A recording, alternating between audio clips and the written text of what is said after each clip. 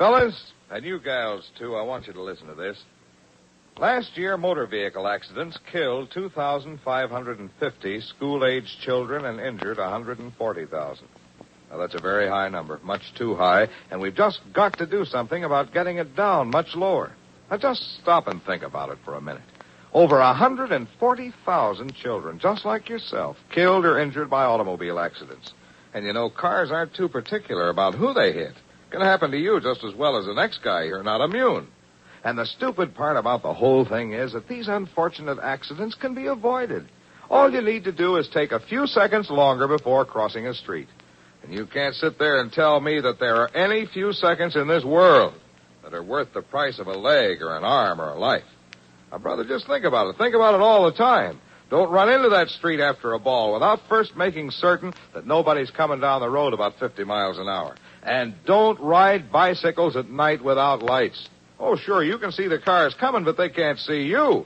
And, Jack, a car's bigger and tougher than any bicycle any day of the week. You just can't win against a car or a truck or a bus. Odds are all against you. So now take it easy and live just a little longer. You look a lot better without a set of crutches. You feel better, too. So, fellas and gals, let's think before we act. Let's make certain that we're not the ones that get hurt this year or any year. Stay healthy and like it. And now, on with the action-packed adventure. Double Cross with Captain Midnight and the Secret Squadron in Mexico. After Ivan Shark had captured the real Ann Reynolds, Fury Shark piloted her plane to the airfield where Captain Midnight awaited her with a secret formula for a deadly bacteriological weapon. Changed beyond recognition by plastic surgery, Fury claimed to be Major Steele's emissary, sent to fly the formula back to Washington.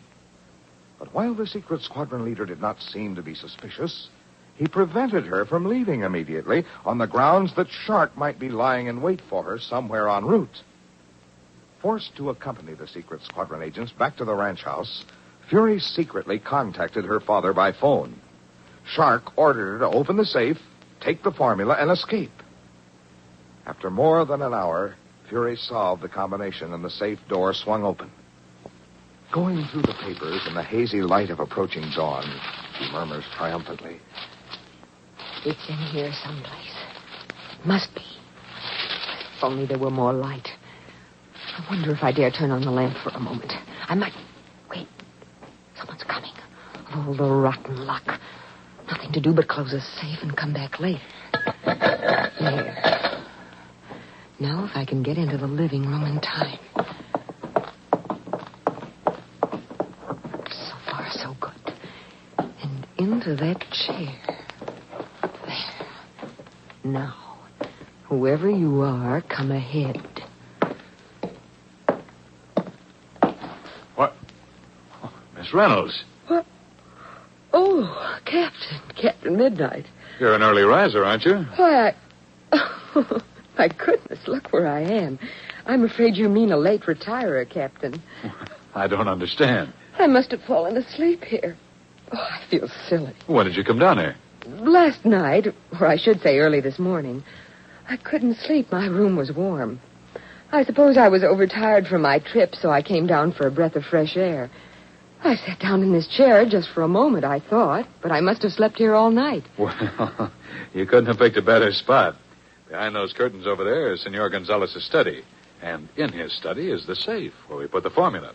You've been guarding it all night, even though you didn't realize it. Why, so I have. I guess no one could have got to it without waking me. Good enough. Then I shouldn't have worried. I just came down to check on it.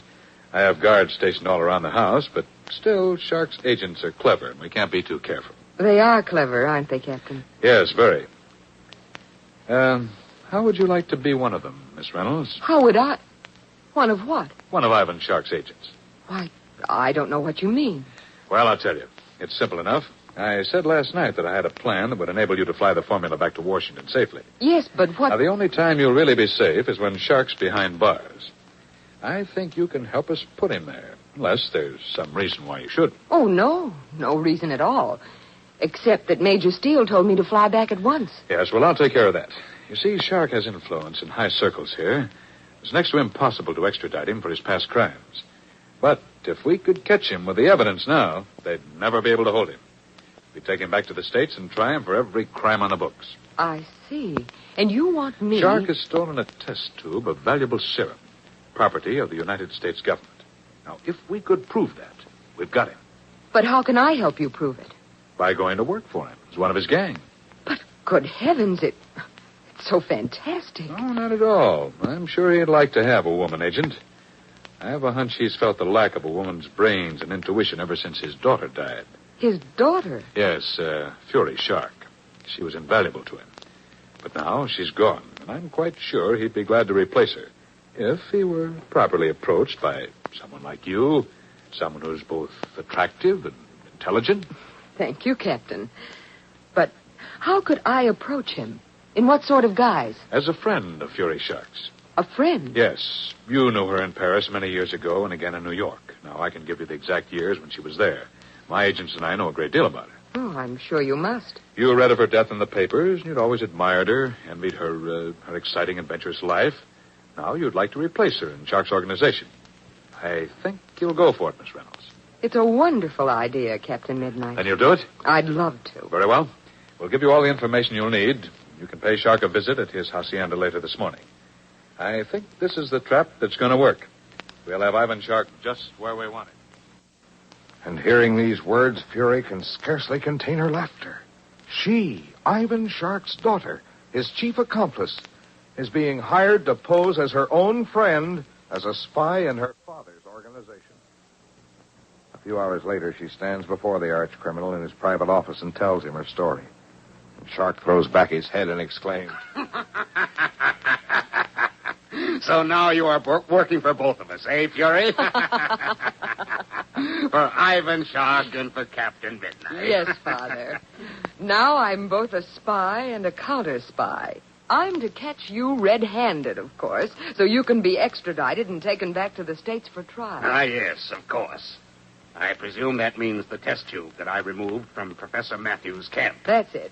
I'm to prove that you've stolen American government property. By the way, where is the test tube now, Father? Why, my dear? You're not planning, I hope, to carry out Captain Midnight's assignment. Scarcely, Father. But there is one thing that disturbs me about all this. And what could that be? Just that Captain Midnight has no intention of turning the formula over to me or letting me anywhere near it until I bring him proof that you are a criminal. Mm-hmm. I see. Father, what are you thinking? I'm thinking, Fury, that is exactly what you're going to do. You will give Captain Midnight the proof that he desires. You mean I'll catch you with the goods? Precisely. And you will permit Captain Midnight and his agents also to catch me with the goods. We will let him spring the trap. Sit down, my dear, and I will tell you the plan. When you return to Captain Midnight, you will repeat these words exactly as you hear them now. So listen carefully. It is almost dusk of that same day when Fury Shark makes her way back to the Gonzales ranch house. She finds Captain Midnight waiting for her, and she pours into his ears the false story which she and her father have agreed upon. Hearing it, the secret squadron leader exclaims approvingly, Then it worked, Miss Reynolds. It worked beautifully, Captain. Like a charm. He accepted you as an old friend of his daughter? He didn't question it for a moment. How could he, with all the information you gave me? He's already assigned me to a job. Great Scott, what sort of a job? I'm to fly some of the serum that was in the test tube to Mexico City. You mean he's going to turn it over to you? Yes. Apparently, he's beginning to wonder about his chances of getting hold of the formula. So he's made arrangements with a research laboratory in Mexico City to analyze the serum. He has a notion he might be able to convert it without the formula. But this is perfect, Miss Reynolds. All we need to do is be on hand when he gives you the serum, and we've got our proof. That's what I thought. I'm to meet him tonight at his secret air base, and he'll give it to me there. I thought you and your agents might... Of course, we'll be just in the offing. As he hands it to you, I will... Hey, Captain, where are you? Just a moment. We're in here, Eggie. Okay, I got something for you. Something plenty important. Well, he sounds excited. Yeah, I wonder what's up. It's just come, Captain, and I didn't know you was here, Miss Reynolds. Hello, Mr. Mudd. What is it, Eggie? A code message from Major Steele? Yeah, how'd you know? I sent him one myself this morning. I've been expecting an answer. Well, let me see it. Huh? Oh, yeah, sure. Here you are. You sent him a message about me, Captain Midnight? That's right. I told him I was planning to keep you here for a day or so. Oh.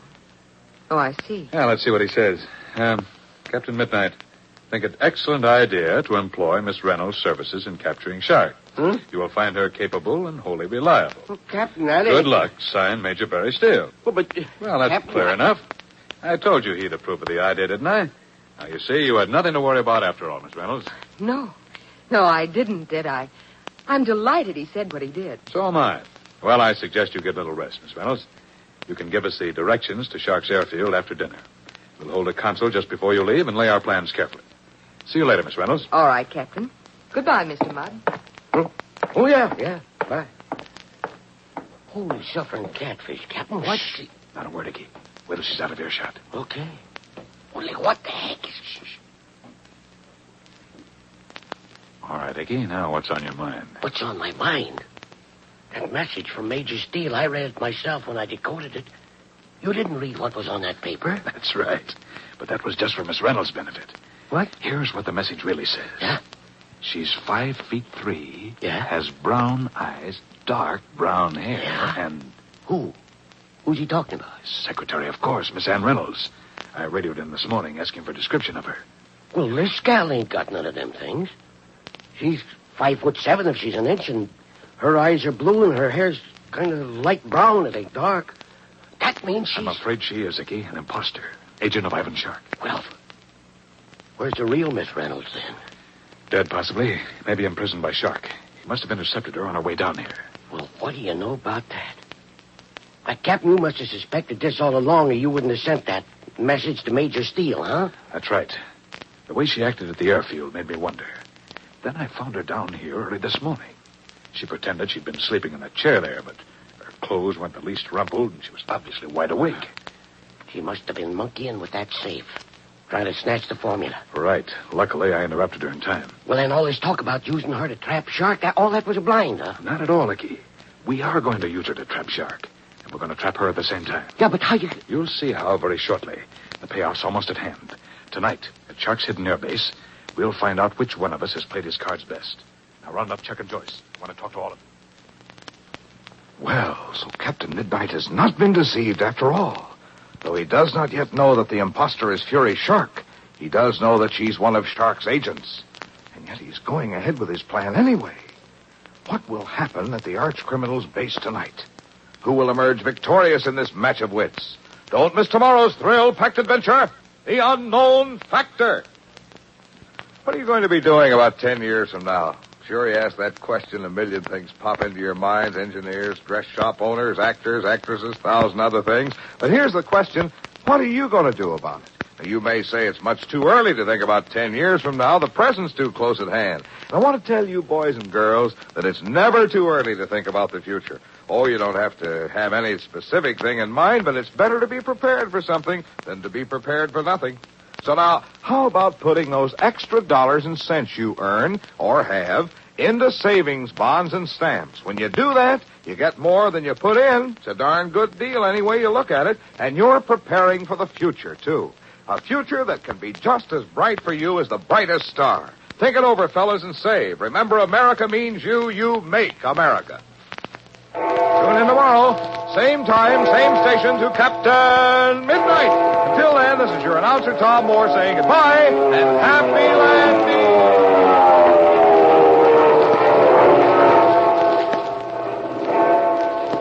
This program came to you from Chicago. This is the Mutual Broadcasting System.